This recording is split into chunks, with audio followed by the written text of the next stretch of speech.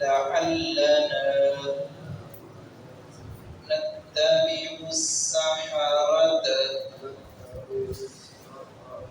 إن كانوا هم الغالبين فلما جاء السحرة قالوا لفرعون أئن لنا لأجرا إن كنا نحن الغالبين قال نعم وإنكم إذا لمن المقربين.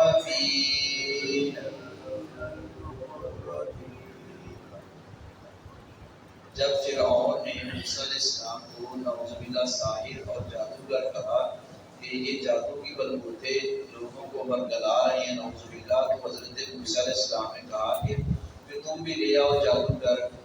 اور اس کو جب مشورہ دیا گیا تو پھر حضرت موسیٰ علیہ السلام کا مقابلہ کرنے کے لیے کہ جادو کا توڑ جادو سے ہوگا نعوذ باللہ، جبکہ حضرت موسیٰ علیہ السلام کو اللہ رب العزت کی طرف سے وحی کا نزول پر ہوتا تھا، اور اللہ رب العزت نے ان کو صاحب کتاب بنایا تھا اور صاحب کلام بنایا تھا، کلیم اللہ کے لقب سے مرکب تھے. تو حضرت موسیٰ کلیم اللہ علیہ تحیت و تسلیم نے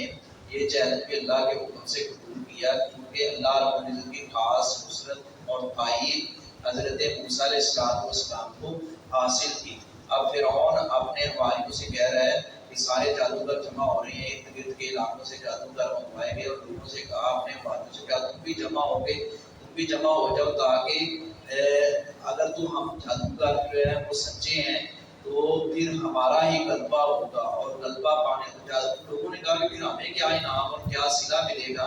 اس نے کہا کہ تم جو ہے وہ مقربین میں سے ہو جاؤ گے، میرے خاص جو ہے وہ بندے اور میرے مقرب بن جاؤ گے. یہ اس طرح فرعون ظالم جو ہے وہ خدائی دعوے اور اس طرح کی بےہودہ اور فضول باتیں اور اللہ رب العزت کے مقابلے میں اپنے آپ کو لوگوں کے سامنے پیش کر رہا ہے، اور اپنے آپ کو معبود جو ہے وہ لوگوں کی زبانوں سے تگانوں کے کروانا چاہ رہا تھا. وکیل اور کہا گیا للناس لوگوں سے حال انتم مجتمعون، کیا تم بھی جمع ہو گئے؟ لوگوں سے کہا گیا کیا تم لوگ آؤ گے، تم بھی جمع ہو گئے؟ یہ جو میں ڈرامہ کرنے لگا ہوں نا، کیا تم بھی جمع ہو گئے؟ سچی بات ہے کہ وہ ایک ڈرامہ تھا، اور اللہ رب العزت نے بے نقاب کیا اللہ نہ تاکہ ہم نتابع السحرۃ اتباع کریں جادوگروں کا، ان کانوا هم الغالبین، اگر ہوں وہ بھی غالب آنے والے. اگر وہ جادوگر ہی غالب آنے والے ہیں تو پھر ہم جادوگروں کے پیچھے لگ کے ان کی پیروی کریں، اور جس طرح کا وہ حکم دے ہم اس کے جو ہے ان کے متوالے بن کر دیوانہ وار جو ہے ان کی پیروی کریں. فلما پھر جب جا آگے السحرۃ جادوگر، قالوا تو انہوں نے کہا کہ فرعون سے، اب وہ جو مخلوق ہے وہ فرعون کے